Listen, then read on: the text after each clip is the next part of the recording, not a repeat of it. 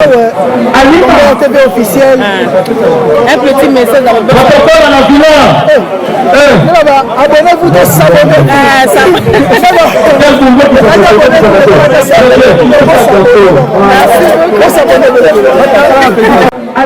TV officiel. Un petit message dans le protocole à la villa. Abonnez-vous de s'abonner.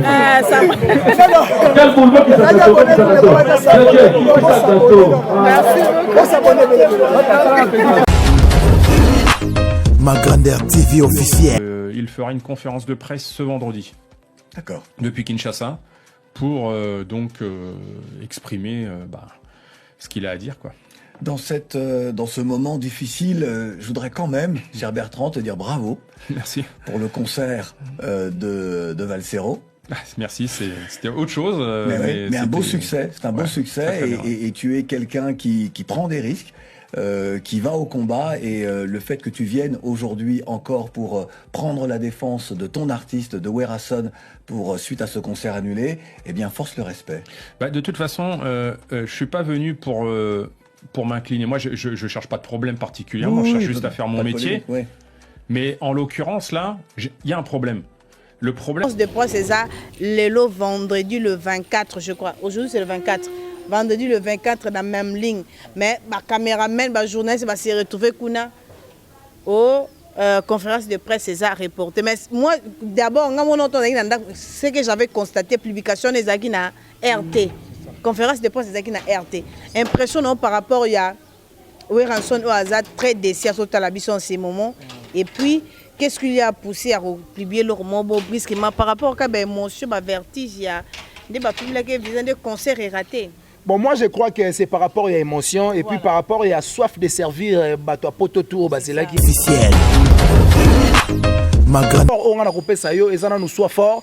Naïbi que ces derniers temps moral n'a pas bien été par rapport à spectacle oyo aux 8 ans qu'on prépare parce que le roi d'Afrique a 8 ans qu'on préparer physiquement, moralement, matériellement, promotionnellement, nyosoïma. Vraiment. Tu vois, donc Werason a beaucoup. Et n'oubliez pas de s'abonner sur ma grandeur TV officielle. Vous s'abonner massivement. Yanga iwa bino Orfika yebe ma grandeur alela bino fort. La dynamique mingi ko bakselanga bébé nyarko se. Sans toi, voici ça m'intéresse. Nakokoma yebela. Bonjour, bonsoir, ça dépend de l'art que vous allez me capter sur votre humble servante Orfika Yembe, autrement dit, le digaga de la presse congolaise, donc Mahaba Gander Nabinoyeyo, Orfi Wata Kabeya Kayembe. Donc voilà, désormais, Orfi Wata Kabeya Kayembe. Donc voilà, avec plaisir, je suis avec des longues jambes, Automesana, comme d'habitude, que ça la analyse, donc voilà, il n'y a pas de... Ça, la analyse, comme d'habitude, un homme intello, quand il parle, tout le monde reste calme pour Bayokaye. Donc, c'est pas donné à tout le monde gloire wana. Il y a revendre calme, de longues jambes à Zoloba, Binobo Koyoko, les messages à capter. Donc, voilà. On va parler de l'actualité à propos de Manic de John. Oh, vraiment, Tomoni, il commence à répliquer. Bon, je ne sais pas si le terme, c'est ça suffisamment, mais a commis quoi attaquer, voilà, c'est ça le terme. A commis quoi attaquer, Fally Ipupa. Tu y habite qui est derrière ça. Mais, analysons dans celle-là précédemment, tu y a qui Jires Malé Nenga Lobaki. Tu y a Kasiko Yemoko, de longues jambes, Nenga ko réagir par rapport à qui est derrière Maniken Nenga Zo attaquer Fally Ipupa. Je dis bonjour à de longues jambes.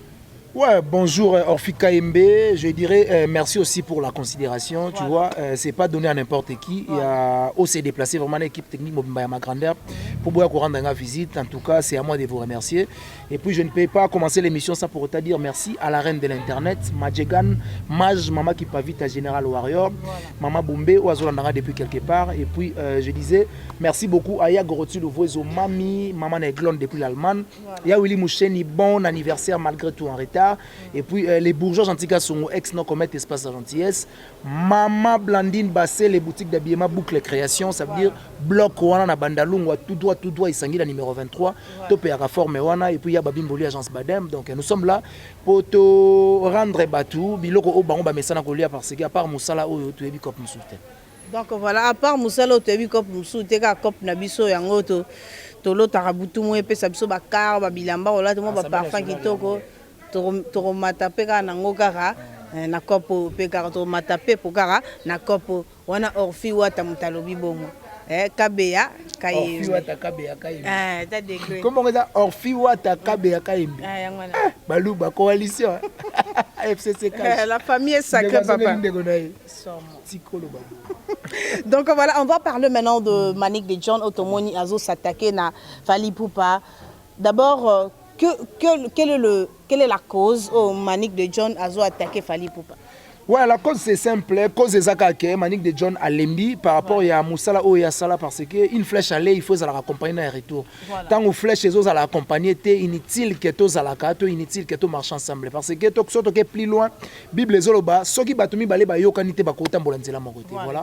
C'est pour cela Manick de John a claqué dans les portes par rapport il y a des raisons personnelles mais pour citer mi balé na goloba la première est que Manick de John ayoka ki pasi tango koko na ya kufaki ba assister été pas même koko mata mes condoléances na yemoro aigle et puis ba membre tout ya bureau tu vois ça fait mal tango travailler à place moro boye et que aux problème ba assister été donc les autres on dirait que au diembe la place on va considérer ça aussi et puis la deuxième des choses Manick de John a auto ça la 1 million de vues l'internet ba poster na TikTok pardon ba poster été na Instagram ya président mais ba poster Mida Taylor ou auto finga aigle na madame naye a fingi a saluer personnalité aigle Fally Poupa non a fingi aigle na madame naye et puis ba poster ça veut dire que aigle a poster qui na Instagram naye mais Manick de John a tali c'est bien Fally Poupa a posté Mida Taylor par rapport à quoi ça qui n'est pas a posté par rapport qu'à finga qui après a se repentir à lobby qui était ba excuser ba ça la ni ceci c'est là tu vois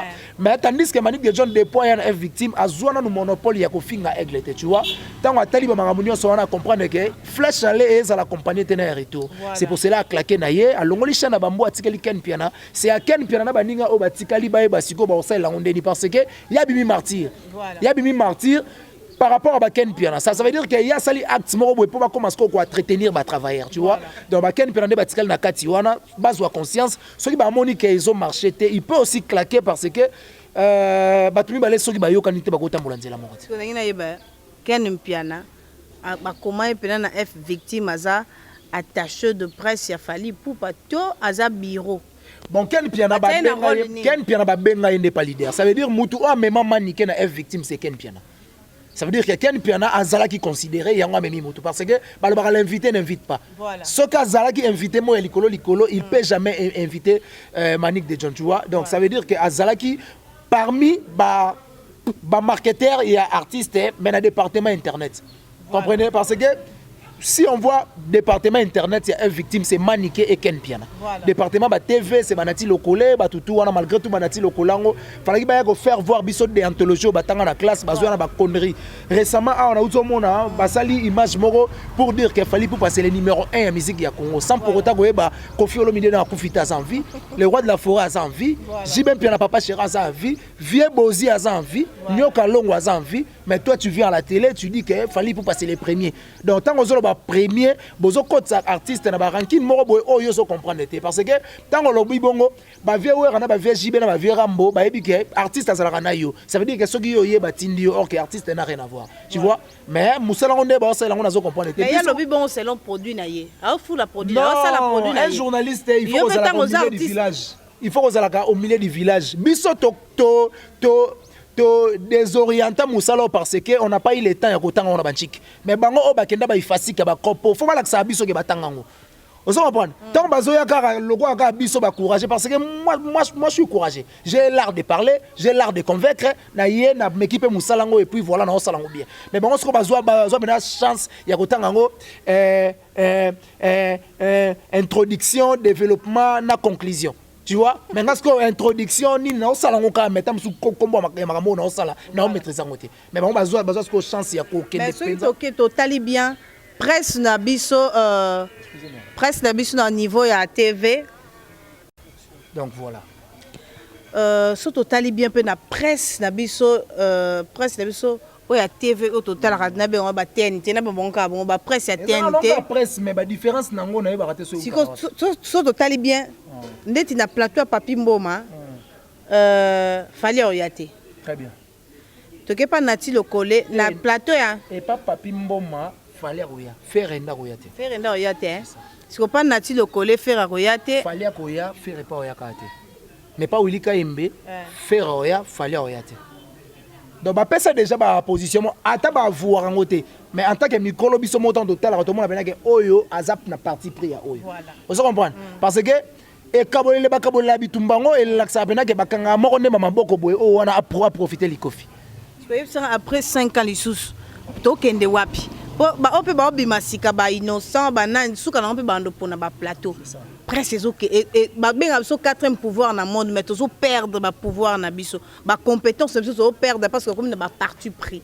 Parce que maintenant qu'est-ce qu'on doit faire pour soit en finir na babiloko yo to ba mona orfi wata kabe ya kayembe long jam indépendant leader manikete ma bon mani kaza artiste musicien peut fallir pour pas to longwe bolongwe déjà mais na uti ko pio information à to claquer porte to longwe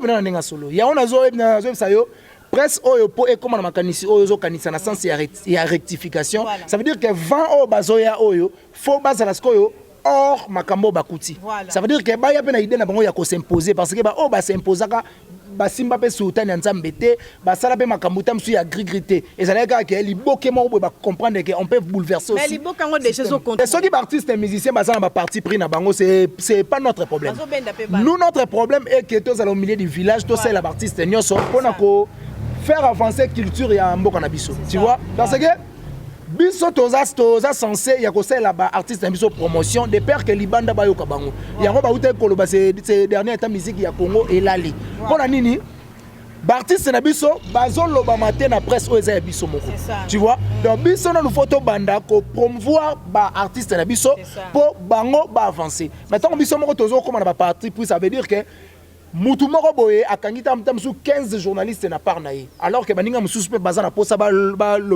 pyromane pe ndeti bientôt à pyromane ezoya faire rigola bientôt à pyromane les 25 ya mois au pyromane ezoya il faut tout le monde bazala pe na département ko la pyromane ça veut dire que faut pas sangabela di boke bino so la pyromane parce que az artiste mboka na biso mais ce que tant au pyromane ko bima okomona batu ba luka critique ayembi bien te plat bon malheureusement il y a que tout place à champ et ça rend déjà bien.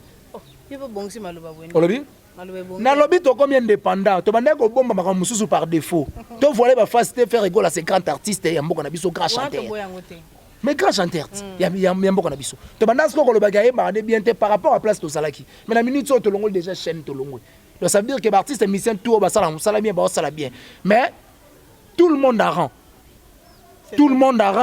ça veut dire que yemba musique éducative ko yemba te o chéri simbanga na ko simba te yemba mboka et avancer il faut tout ça romane wana eza en français to zelaka français wa yembi to yoka on sait ça bien on va parler ça na déjà bien biso ka batanga mbwana to comme ça ngo bien te to luka ba le na place là artiste nyonso to bimi na miso batu bon œuvre nyonso ceux qui déjà ba publiango et ezanga ba critique te ezanga ba critique depuis que yo ba critique créer pezala ma critique créée ça veut dire que mutu a lobby na la maman mais babiga c'est que là on est dans S yo yebi ndeni ezana S eza façon de parler siko elonga na ngana yeba qui est derrière Maniké dans tout ça personne et logo eza derrière Maniké c'est sa décision na yende parce que batu bazo interpréter ba maloba ya Maniké nde mabe Maniké lobi soki ba kiti na Roissy pena lelo ke bazui passeport visa ni normal ba kiti na Roissy bona aigle a oliei a raté été Roissy na France Roissy Charles de Gaulle so ba kiti na aéroport ya Roissy na France a oliei a raté été mais mutu na mutu azarana donc connais-toi toi-même Nenge wata kabe ya kayembe alobaka. Connais-toi toi-même. Il faut qu'on y ait moko. C'est ça. Mais ça quoi nga nazo lobake na minute on internet na leki batu nyonso. Ngande na yebi ke na leki batu nyonso. Yo ko yeba te ke na leki opozanga te. Mais nga na yebi ke na leki. Connais-toi toi-même. Voilà. C'est ça. Donc voilà, ton moyen vraiment de longue jambe à éclaircir biso na côté wana. Et puis à comme que lobela mamba faire dans le bon côté. Dans les bons sens. Ah dans d'artiste nyonso. Mais artiste moi artiste ne bazala bon. Ata au so baby saki de ato soigner. Ngo yali supona mona manika nga calculer côté affaire. Jamais. Pona mona bano kumbisa ba label ya faire. Letikara prince babia kende kuna. Jamais. Mais n'habite kuna pesa na ba 12 makasi. Manike na faire bazaka na ba kobe ba na ba guerre na ba personnel. Ça veut dire hors musique. Bazaka na eloko o ba bebanela. Tu vois? Donc tant que faire ça la musala mo ya bien, Manike de John a jeté ba fleur par rapport ya musala, mais pas par rapport à la personne de Ferré. Tu vois parce que bango mi ba na ba guerre na ba mo personnel. C'est un peu ça. Ok, voilà, maintenant parlons de Weranson Otomonaki, bah, publié visa. Et il est vraiment choqué en ces moments. Tu es choqué par l'émotion. Tu sais que maté ma casse comme a publié na page officielle que conférence de presse c'est ça le vendredi le 24 je crois. Aujourd'hui c'est le 24. Vendredi le 24 dans la même ligne. Mais ma caméraman, ma journaliste va se retrouver kuna au conférence de presse c'est ça reporté. Mais moi d'abord ce que j'avais constaté publication des Zaki na RT. Conférence de presse des na RT. Impressionnant par rapport à Weranson au hasard très déçu à Sotalabis en ces moments. Et puis, qu'est-ce qu'il y a poussé à publier leur mot brusquement par rapport à l'émotion, à vertige, il y a des concerts ratés. Bon, moi je crois que c'est par rapport à l'émotion et puis par rapport à la soif de servir bateau poto tour parce que le roi de la forêt azalaki ndena nzala ya ko servir bande ko na musique moko oyo bazio ngote pendant 10 ans. Tu vois, tant au maison Schengen ba comité na degré il y a décision ya ko pimela ba visa et ça li passi. A Monique na se préparaki déjà en conséquence par rapport au spectacle on a l'ingénieur offrir bande konanga mais maison Schengen et pimeli ba visa parce que ba tunyo so ba lobeka ke o ba combattant ba ko intercaler musique ko beta test comme maison Schengen de intercaler. Ça veut dire que d'après nga na omona ezana ba artiste musicien moko boye baza derrière makambo wana balingi te ke musique ya Congo ezonga lisukuna yango dernièrement na yebisaki yo okobenga nga prophète ata lelo te ata plus tard. Po to monaki mutu mo balekaki na je crois RFI et RTFI yango na RFI hein. Olobi? Chaîne numéro ya France kuna ya soki TF nini. Dans tika ba voilà. Bon nga dans la France c'est beau comprendre ba image ezali. Voilà, ba image ezali mutu moko wana na olobela par rapport ya concert ndenge rataki. Mais bon ba biezaka pression ya ba combattant, onde ba ke ba kutumba biloko ba kosala boye donc vu que batali ne fallait ça qui ba dépenser belé, ndenge ba tumba ki meuble, ba voiture ezika ki fallait dépenser qui trop parce que batali Weranson nane ba so ça da pression ba dépenser voilà ba redépenser sous donc ba monique ko simbate siko Weranson au talent en ce moment qu'est-ce que ba nino ko yebisa ye ko motiver les sous de plus yango na utolo ba awa nazo pesa message au les rois de la forêt yango na utolo ba récemment awa ke na ko bimanga prophète un jour na ba propos o na lobaka. Na lobaka on a plateau na awa il y a des artistes musiciens au bakima na ba orchestre na poto bazaka contre ba kolo ba nzembo ba ya des pères que ba musale kufa. Vous comprenez parce que si tozala ki confiné si bandu le beta matin na poto ba artiste musicien au bakima na ba orchestre ba sala ba komba ba wenye na bango ba komba ba orchestre na bango ba beta ka ba chez Jonga na puis disme ba beta na ba château rouge chez na ba espace wana ba beta na ba espace nyoso ya poto ba ko lingate ba kolo musique ba ya des pères que bango ba yemba asuste parce que ceux le roi de la forêt yo bandai ko interpréter le roi de la forêt oko embani muko nzembo yi ça veut dire que ba artiste musicien au bakima na orchestre na poto baza derrière pour combattre musique ya Congo sont ratés des pères qui bango misale kufa maintenant on va yebisa bino musique poto za cimetière ba musicien bo yoka to boyoka kati parce que attendez bo beta na bino na poto musique na bino yoka na kutu te e beta ka pate ko ba RTNCTA oh Suzuki zo 4x4 ko beta e yoka na kutu ta taite donc le roi de la forêt message fort on a coupé ça yo et ça nous soit fort nayebi que ces derniers temps moral na eza bien té par rapport à spectacle oyo aux 8 ans ya ko préparer parce que le roi de la forêt a 8 ans ya ko préparer physiquement, moralement, matériellement, promotionnellement, nyosoima. Nalobi nyosoima que tu pas papa Wale ça vraiment. Tu vois donc Werason a beaucoup de dépensé ba énergie na ye pour concert oyo Simba. Maintenant on va intercaler Moutou a perdu déjà ba énergie. Alors ça on dit parce que ces derniers temps producteur alors le bagana pesa bino caché. D'où les bêtités bateau ba sombi ba billet. Ba ko comme appelle ba niveau tam suya ko luka ba porter plainte par rapport à ba mbongo na ba baby si mais mais ndeti ngai tellement date ya le 17 ezaki date mo ba bazela ki batsa ngotal 17 ya mois prochain. Et ça là bien. Il y a moi au Ezoya. So ba tango ya moi au Ezoya te. Concert. Kasiko? Et Simba soute parce que ba nilé na ba concert mususu ba il y a ba artiste mususu ba prester na Zénith de Paris. Ba nilé ba concert ya Zénith. Ba dans ba concert nous ça 2021 et ça annulé pour votre information. Na ba mo pa o na ba. Confiko to robeta te. Te bazu déjà ba visa ba okende. So solo ba bo event jour à place à Côte d'Ivoire o me mangambo. Bata minene ba kana ba crise. Au Mangambo. À Côte d'Ivoire. Bon, il y a la Côte d'Ivoire. C'est pour le premier. Il y a la Roissy. Tu vois le babo vient à cause au monde à ma bépamba. Tu vois le babo à comment on dirait qu'il y a un problème na yé. Tu vois le babo yé. Mais ça bon conseil qu'on a porté au bêta. Mais le petit gars le babo est ça la bien 20 jours à Zotala. À aucun son dirait bisonne de loquer na visa. Confier son raquette to ko sekaye. Alors s'adresser pour na combattant. Viens son raquette to ko sekaye. À ta raison. Na sekate. Mutete makele nenga tsewana kakete aliembwengi amili supute ata baba buta la réunion de famille obale bosse na manzaka oyebi ke ata baba passa la réunion de famille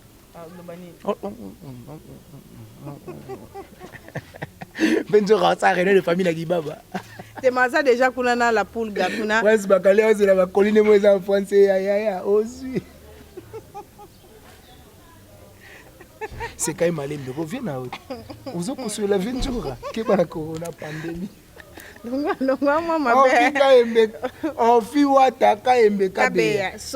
Comment moulaya? Les apôtres on va prendre 950 gawana. Sangani coalition. Bali ko bokana kombo moulaya. Makasi. Weto. Weto auda bimba. Donc voilà, c'est l'ambiance de l'émission. On va parler maintenant de la poule gâteau Toyatembe Cosa Nostra. Tout le monde mis en jumi des mots coignons son musique, ina musique héritier wata. Musique est au bêta sans ma finga. Musique est au côte avec intelligence. Bah français au côte. Bah doit côte dans ma dictionnaire. Alors ces journées si qu'on a na Côte d'Ivoire avec concert privé mais à même qui s'injure. Mais na place à qui s'injure et ça place à prince bah bien alors qu'elle va voyage. Place à qui s'injure bon esa coalition FCC caché on a outo le ba. Donc a aucun par rapport ba longolé ba souci. Talaka poto a aucun souci. Et longolé ba souci. Donc arrivé à héritier à wana Kinshasa OK sous Kolezi kuna robeta. Donc on sentit qu'artiste azo se produire. Mi ange mi démon pena. Nana nsema mona zolinga na kati on a ma raison de vivre.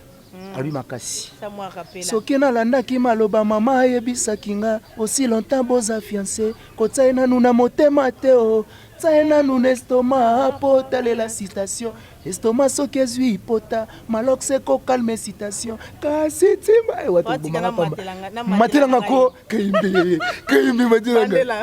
bandela na matela soki nalandaki maloba mama yebisa kinga aussi longtemps boza fiancé kotsaina nuna motema teo tsaina nuna estomac potale la citation soma soki ezwi ipota malok seko calme citation kasi Kasiti mwana moto soke peli moto Jack Love Kaembe Jack Love Kaembe bon c'est Jack Kali yoni zo kuneza Kaembe te wona ka ritim tamata yemoko te siko ndengo yembi na bulomba mo Jack Love Kaembe tenga pena na imba pena vo héritier yona fo wata bandilono Kasiti mwana moto soke peli moto moto na tembe voilà. Les hommes sont des menteurs et l'Obamamou national Tchalamouana. Maman. Et il n'a pas bé. Asa la seule artiste musicien ou aimba français le roi français. T'as la tonalité hein. T'as la tonalité. En tout cas, la poule puis, gamoto na tembe mi ange mi démon. Mais vous avez une première considération. Mais nga effet que le l'héritier pamba pamba, j'ai eu la considération et me remonter ba image. C'est ça. Na moni na bise. Ah. Pour ni bongo. Et là c'est non méritant. Bon, bise père na mbot na Europe hein. C'est non méritant. Ba bise que c'est nit. Te ba bise que c'est ni me yayo e umelaki. Yango na lobi ke bise e na mbot na Europe. Bisonde a tozwa ngo ka on dit opesi masali bala bise eza mbote na Europe. Est-ce que maman na considération? Est-ce que considération mo ya munene et puis ba tout le roi héritier wa totorina ba tsaka lèvre na ba matama ya ba n'importe qui. Et puis na câlin. Donc à simbi yo boye na comprendre pena que yo okuto ya ba grand parce que pour na koyeba ke câlin parce que koyamba boye ba benga ko câlin mais ba tebele ba ka koyamba. Ok, câlin. Très bien. Ok, il faut oser Solomo ya bien. Ingénieur Valdano Kawasa toujours présent. Et le roman Nika Zanga pas falli en wana. Olobi? Azanga ba câlin na ba tendresse. Avant de la route falli na mopende la seule chroniqueuse ou avant de la falli pour so meki on ba obete pa na makasi. Boso vande on bi vande la vande. Olobi? Avant da msu. Te oya po vanda soki aigle e ba otsa boye e oyendeni. Po vanda il faut sa mage Majegan la reine de l'internet. Maman qui pas vite et puis c'est la mélanine ezangolu alobi yango bien aleki aigle na grâce aleki na aigle na succès te maleki na grâce na ngolu maman mais Tito yeba mannequin il parle de Fally Ipupa elle parlait de Fally. Ya on a lobi boy aza la seule femme y internet ou a sali 1 million de vies défauts. Na SOS ya day ya babe ndonga shoko personnel 1 million de vies. Na TikTok amasa si calculer 1 million de vies. Asa la selle. Ata ba Karine ti batama makelele ana no asala 1 million de vies na vie na yi. Attendez baganga aona. Ce qui preuve c'est liberté. Et puis pour votre information, ba poster manike ba foutela ngo maman. Ba foutela manike mutu oyo atem ba vidéo manike na TikTok. A copiande photo ya manike atsango na photo na ye ne akataka ba émission ya manike oto salaka na ye atsaka ngokuna nde sali bongo donc bongo wana yenda liango pour votre information hein batu o botalaka là ça TikTok te na lobi boy nazola sa batu o batalaka page mo ya Facebook page o ya Facebook oyo mukolo nango mundele j'ai dit bien mukolo nango mindele. Mais Manike aza la seule mwana mwasi au baté na page wana parce que page wana balobela kaka politique. Vous comprenez? Ba kende na page Facebook là L free L.FRII. Boko ta na page wana bokomona balobela kaka politique ya Afrique. Yango capture déjà yango balobela kaka politique ya Afrique. Mais aza la première moi na moi si et puis internet youtubeuse batsa na page wana et puis ba communini na français hein. Elle est reconnue sur la toile comme une youtubeuse qui défend bec et anglais. L'artiste et musicien Fally Ipupa Maniké de John a surpris l'internet avec sa dernière déclaration sans aucun Raymond le général Majegan a traité l'empereur 243K jaloux. Mundele nda komi français parce que ndena otangela ngo congolais tenda komi yango.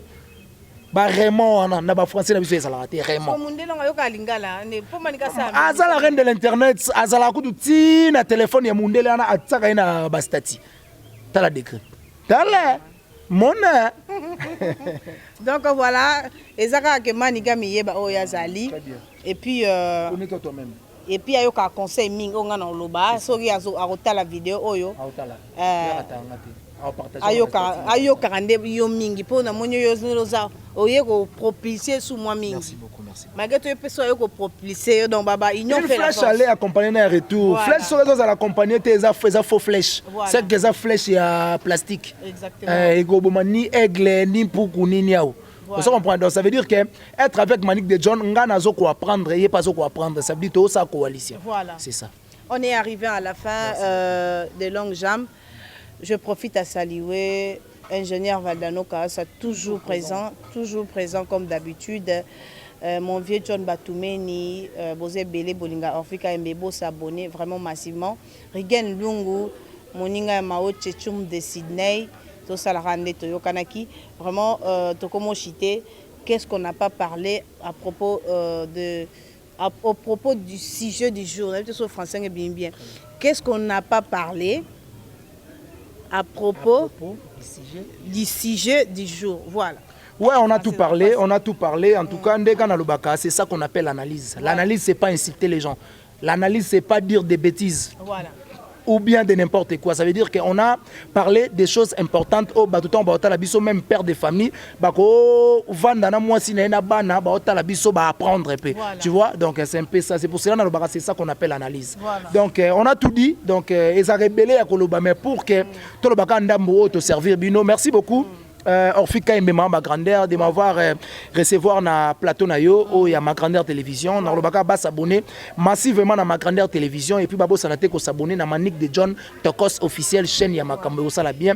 Quant à moi pour finir na opesa mbote na boutique d'habillement Mama Blandine Basele boucle création na Bandal wana Isangi la 23 tout droit quand na bloc wana ko monango rola ta bien et puis merci beaucoup Aya Willy Moucheni joyeux anniversaire même si en retard. Bourgeois Antika son ex non commet espace la gentillesse. Sia Babimboli, agence Badem. Jem Travel, Pati Jemelas, Venanga, agence de voyage. Jem Travel. Ok, car Oya wana tout droit, au monde, on a Komoriko, wana Oya wana on a visa. Et on ça la bien. Et puis, Batuto, Balingara des longues jambes, les boss des 100 pages na France. Beau s'abonner massivement à ma grande. Basolara bien. Tant qu'on a en bonne santé, na batentira bien, beau. C'est que bah solo là. Bah solo là. Donc, merci beaucoup à Bedel derrière la caméra. Ingénieur Valdano Kawasa. Toujours présent. Voilà, comme d'habitude. Les Cypriens Tchaboué. Tu es d'accord. Tu es quoi? Ah, quoi. Les Cypriens Tchaboué sont ma grandeur était au croix et ça va risquer. Parce que et l'euro et où tu ça coup de temps à Guinée en donc c'est un peu ça. Ingratitude. Merci beaucoup. Donc voilà, merci beaucoup pour s'abonner massivement. Donc biso sou kana ko snapper on aime te sali kena zo bisou ya la pulga. Orfi wata kabe yakayembe. Bo mesanango, bolingango makas. So c'est la balle de match c'est si la bolingango. Derrière la caméra là je vois Gabriel Mafout. Voilà, check. Bertrand Torpedo, merci d'être avec nous. Merci, bonsoir. On voulait vraiment que tu viennes nous parler. On aurait aimé que Wera nous parle également, mais toi, tu es aux premières loges de ce qui se passe. Nous attendions déjà Wera depuis le mois de juin. Le concert a été reporté. On connaît toutes les problématiques sanitaires en France. Nous pensions vraiment qu'il sera avec nous le 17 septembre. Nous pensions surtout qu'il sera avec nous le 25 septembre. Que se passe-t-il? Pourquoi cette annulation? Alors, cette annulation, administrativement, c'est la préfecture de police qui a décidé unilatéralement et sans consultation d'en décider. Oui. Pourquoi? Parce qu'ils évoquent des risques de sûreté, hein, et surtout ils s'en réfèrent à des précédents.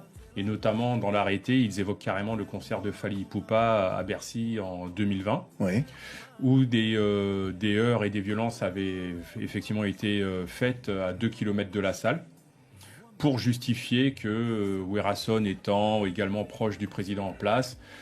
Mais qu'est-ce que c'est que... Non mais tu sais que c'est hallucinant ce que tu nous dis. Mais moi je suis en colère, mais moi je suis extrêmement en colère. Parce qu'en réalité, alors, et cette colère nous la partageons, parce qu'en réalité, lorsqu'il y a menace sur un artiste qui doit se produire, ou une personne qui fait son métier, normalement la police est là pour protéger ces personnes-là, non pas pour leur demander d'annuler. C'est ce qui se passe en France. Il y a eu plusieurs spectacles, plusieurs précédents, les personnes sont protégées et on ne leur demande pas d'annuler. On a le sentiment qu'on demande souvent d'annuler, je suis désolé de le dire comme ça, je serai peut-être premier degré, mais lorsque les personnes ne sont pas françaises ou sont afro.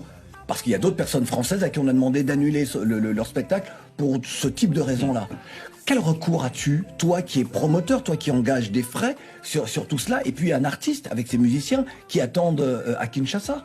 En fait, on a peu de recours déjà. Bon, on peut pas vraiment contester la décision.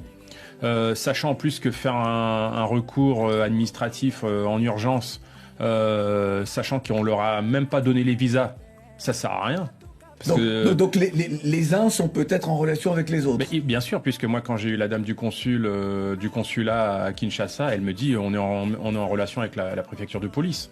Donc pas la peine de donner de visa si le concert est annulé. Voilà, c'est pas la peine. Et puis ils nous ont tourné un petit peu dans tous les sens, puisque quand le concert est annulé et reporté du 17 au 25, la raison, c'est parce qu'en fait, il y avait déjà des gens qui manifestaient devant l'ambassade en disant mais pourquoi vous leur donnez pas les visas? Ils nous ont dit reportez le concert, annoncez une date, on va s'en occuper. Si on avait su qu'on leur donnerait pas les visas directs, on aurait nous-mêmes annulé, pourquoi pas, j'en sais rien. Oui. Mais en tout cas, on nous a tourné pendant des mois. Là où je suis en colère, c'est que ce concert est annoncé depuis octobre 2020. Oui. Il y a une conférence de presse. Il y a une promotion énorme puisque il y avait de l'affichage public, il était dans le métro, il y a plusieurs chaînes de télé, de radio qui diffusaient depuis des mois. Tout le monde savait que Werason allait se produire. Il y a eu plusieurs réunions avec la direction du Zénith, la sûreté du parc de la Villette, avec le commissariat du 19e, avec les renseignements généraux de la préfecture de police. Et la dernière réunion datait du 7 septembre, c'est-à-dire il y a 2 semaines. Et on est tous sortis de là avec le feu vert. Donc après, oui, je vais pas mentir, on sait tous qu'il y a des shows parmi les opposants, parmi les combattants, mais on sait tous aujourd'hui que ce qui avait lieu d'être il y a 3 ans n'a plus lieu d'être aujourd'hui. Mais exactement. D'autant que moi je me suis laissé dire que certains d'entre eux se sont réunis, ont dit bon il faut qu'on change notre manière d'agir.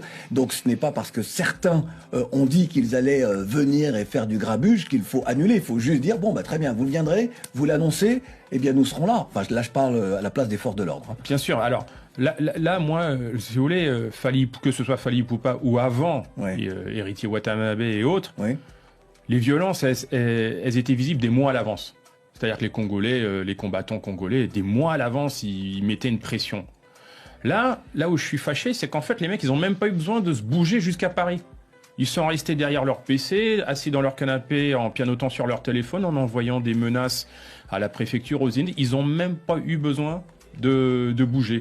Et la préfecture a appliqué un principe de précaution à l'extrême, qui est de dire allez, on va même pas s'embarrasser, on va même pas essayer de bloquer 3 ou 4 effectifs de police pour ça, on annule direct comme ça. On pourra, selon moi, c'est moi qui le dis. On pourra s'occuper des antipasses, on pourra s'occuper des gilets jaunes, on va pas se mettre ça en plus sur le dos. On a le droit à toutes les interprétations, je comprends. J'ai juste envie de dire, peut-être au risque de me tromper, mais que finalement la responsabilité de l'annulation de ce concert n'incombe pas aux combattants, mais bien à des autorités qui auraient dû protéger l'artiste et protéger les spectateurs qui ont donc décidé de venir au Zénith le 25 septembre pour applaudir leur artiste. Comment va Werason ? Alors, je reprends un petit peu là-dessus. Moi, je pense que les combattants n'étaient pas si nombreux que ça. Oui, mais c'est ça. Et qu'ils ont été surpris même de cette victoire. De l'annulation, finalement. Comment va Wera ? Alors Wera, il est pas content. Il peut pas être heureux. Il a énormément travaillé sur ce concert. Vraiment, c'est l'artiste qui a le plus fait de promo.